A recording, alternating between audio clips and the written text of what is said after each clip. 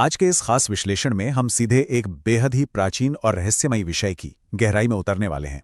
आज हमारी चर्चा का केंद्र है पद्म पुराण, जो हमारे प्राचीन ग्रंथों में से एक है। इस ग्रंथ में एक बहुत ही सरल, महज 2 अक्षरों वाले राम नाम के भीतर छिपी उस असीम शक्ति का वर्णन किया गया है, जिसकी हम शायद ही कल्पना कर सकें। इस विश्लेषण में हम श्री कृष्ण, वशिष्ठ जी और नारद जी की शिक्षाओं को समझने का प्रयास करेंगे। तो चलिए, बिना किसी देरी के इस अद्भुत रहस्य को सुलझाते हैं। देखिए, ये पूरी चर्चा शुरू होती है एक बहुत ही बुनियादी सवाल से। ये सवाल महाभारत काल में अर्जुन ने स्वयं भगवान श्री कृष्ण से पूछा था।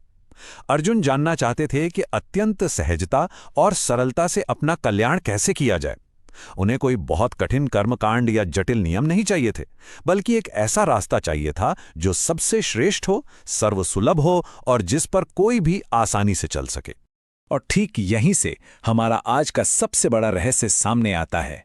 जरा सोचिए, क्या महज एक सरल से नाम का उच्चारण दुनिया भर की सभी तीर्थयात्राओं, कठिन तपस्याओं और बड़े बड़े यज्ञों से भी ज्यादा शक्तिशाली हो सकता है?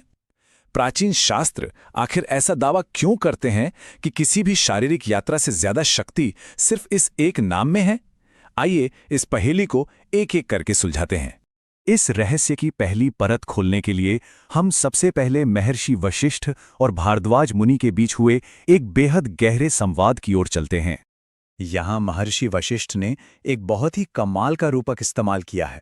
वो बताते हैं कि ये जो पूरी दुनिया है ना, ये मोह रूपी अग्नि यानी लगाव और भ्रम की भयंकर आग में चल रही है। अब सवाल यह है कि इस आग को बुझाया कैसे जाए? इसका एकमात्र उपाय है राम नाम रूपी मेघ यानी बादल। जो कोई भी इस नाम रूपी बादल की छांव में आ जाता है, उसे तुरंत एक अद्भुत शीतलता का अनुभव होता है। ये सीधे तौर पर उन सांसारिक दुखों को शांत करता है जो मन को भीतर ही भीतर जलाते रहते हैं। अब इसी से जुड़ा एक बड़ा ही दिलचस्प प्रसंग आता है।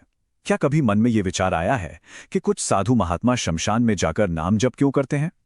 स्रोत में विभाजन से पहले के कराची शहर के एक शमशान का बहुत ही व्यावहारिक उदाहरण दिया गया है। असल में शमशान में मुर्दों को जलते देख मन में वैराग्य की भावना बनी रहती है और डर के कारण नींद भी नहीं आती। यानी मृत्यु के उस साये में ध्यान पूरी तरह से जागृत रहता है। इससे यह साबित होता है कि जप के लिए किसी विशेष स्थान से ज्यादा मन की अवस्था और निरंतरता मायने रखती है। इस कड़ी में आगे बढ़ते हुए अब हम देवर्षि नारद और अम्बरीश के बीच हुए संवाद पर नजर डालते हैं, जहां इस विधि की सरलता को समझाया गया है। यहां हमें 2 रास्तों के बीच एक बहुत ही स्पष्ट तुलना दिखाई देती है। एक तरफ वो पारंपरिक मार्ग हैं जिनमें कठोर तपस्या, उत्तम ब्रह्मचर्य और गहरे ज्ञान की जरूरत होती है, और दूसरी तरफ है नाम जप का अत्यंत सरल मार्ग। नारद जी बिल्कुल स्पष्ट कर देते हैं कि अगर किसी के पास वैराग्य नहीं है या जप में मन नहीं लग रहा है तो भी कोई बात नहीं। बस सांस लेते और छोड़ते समय इस नाम का उच्चारण करते रहने भर से साकेत धाम जैसे सर्वोच्च परम धाम की प्राप्ति हो सकती है। जो योगियों के लिए भी दुर्लभ है, वो इस सरल विधि से बिल्कुल सुलभ हो जाता है। तो अब हम वापस लौटते हैं अर्जुन के उसी मूल प्रश्न पर और देखते हैं कि स्वयं भगवान श्री कृष्ण ने इसका क्या अंतिम उत्तर दिया। पद्म पुराण में श्री कृष्ण के जो वचन दर्ज हैं, वो सच में हैरान कर देने वाले हैं। श्री कृष्ण अर्जुन को समझाते हैं कि राम नाम का कीर्तन करने वाले ने समझो गंगा, सिंधु और पुष्कर जैसे सभी तीर्थों के जल का पान कर लिया।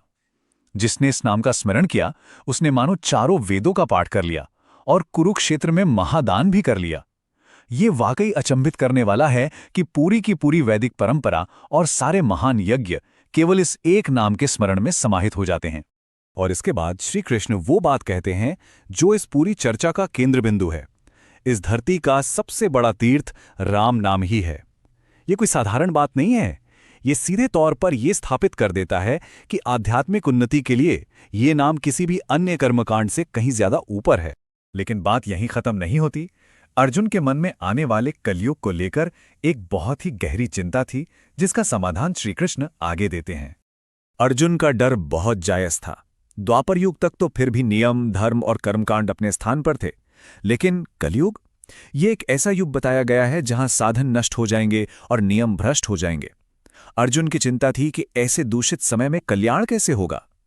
श्री कृष्ण पुष्टि करते हैं कि हां, कलयुग में सब कुछ दूषित हो जाएगा, लेकिन उस भयंकर काल में भी इस नाम की महिमा एक अणु मात्र भी कम नहीं होगी।